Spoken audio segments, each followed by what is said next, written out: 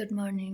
আজি বছৰটো শেষৰটো মোৰ মানে 26-ৰ আজি লাষ্টটো দিন আৰু ৰাতিপুৱাই উঠিছোঁ 11টামান বজাত। বিচনাতে ফোন গাইছে, কিবা বস্তু আহিছে। এইটো বস্তু চাউণ্ড ফোন, মাইক্ৰ'ফোন এটা।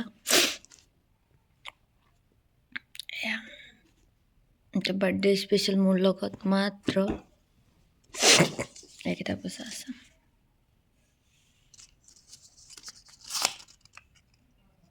আৰু বেছি উৎপাদ হ'লে মোৰ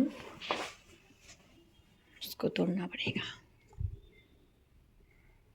হ'ল বাৰ্থডে কৈ থাকিলেতো নহ'ব, বাৰ্থডেৰ কামখিনিও কৰিব লাগিব। এইফালে চাওকচোন ধুনীয়াৰ কাপোৰ ধোৱা আছে, আগদিনাই ধুই দিছিলো আৰু আজি ঠেৰ চেৰা কাপোৰ ধুব লাগিব, নহ'লে ভাল নালাগে আৰু বাৰ্থডে। মই আজি 26ৰ লাষ্টৰটো দিন পুৰা কাম কৰিব লাগিব ঘৰত।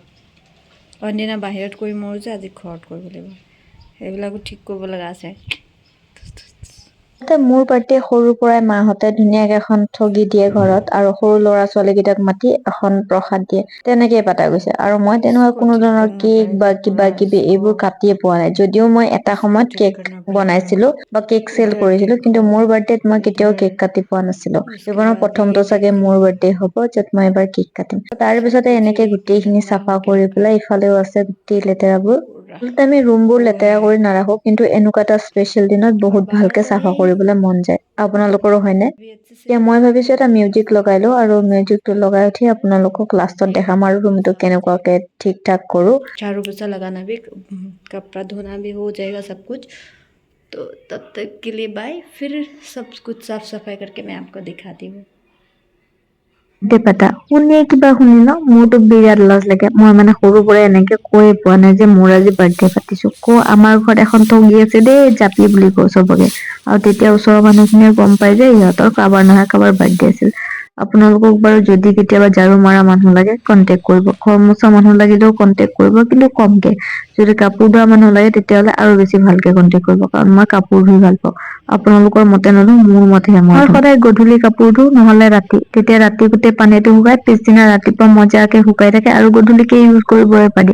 সেইটো কাৰণে মই গধূলি কাপোৰ ধুই শুকাই দিওঁ। আৰু যিহেতুকে মই দেৰিকে উঠো, কাম থাকিলে দোকানত যাব লগা থাকিলেও মই 10টাতে উঠো, আৰু বাকী কামতো মই দেৰি যাব লাগিলেহে সোনকালে উঠো। ডাষ্টবিনটো পেলাই উঠি মই ডাইৰেক্ট গৈ পেলাই ফুলৰ দোকানলৈ, কাৰণ যিহেতুকে কালি বিয়া আছে, তো সেইটো কাৰণে মোক ফুল লাগিব। আৰু ফুলখিনি লৈ উঠি মই ভাবিলো ডাইৰেক্ট মামনি বাহঁতৰ ঘৰলৈকে যোৱাটো বেছি ভাল হ'ব নেকি, কাৰণ বজাৰ চজাৰ কৰিলো, এবাৰ সিহঁতক দেখাও দি আহো, লগতে কালিৰ কাৰণে মই মাতিও থৈ আহো। সেয়েহে আহি মামনি বাক জোকাই আছো। কিবা পলাল নেকি? নাই দে খানা বনাতে, বাহিৰত পলাইছে। চাহ দিব লাগিব বুলি পলাইছে। আমি সেই সাউন্ড বক্সটো টেষ্ট কৰিম, এনেকুৱাকে কেনেকুৱানো সাউন্ড বক্স। তই কৈ থাক। ভিন্দ মোৰ মোবাইলটো বেয়া হ'ল। কাগিতে ৰেকৰ্ডিং কৰবো কাগিতে কইছে এবাৰ তাকাই থাক। আমাৰ ভিন্দ এনি টাইম নিজেও হাঁহি থাকে, আনকো হুৱাই থাকে, আৰু নাকটোতে বিশিষ্ট পৰিচয়, মানে নাকটো বিৰাট ডাঙৰ। আপোনালোকক কেতিয়াবা ওচৰৰ পৰা নাকৰ ফটো মাৰি দিম মই বাৰু, কিন্তু গোটেই কষ্টখিনি দেখিলে আপোনালোকে আচৰিত হলে চাগে, সেইটো কাৰণে মই গোটেই কষ্ট দেখুওৱা নাই, অকমানকে দেখাইছো। Bye bye, thank you so much মোৰ ভিডিঅ'টো চাবৰ বাবে।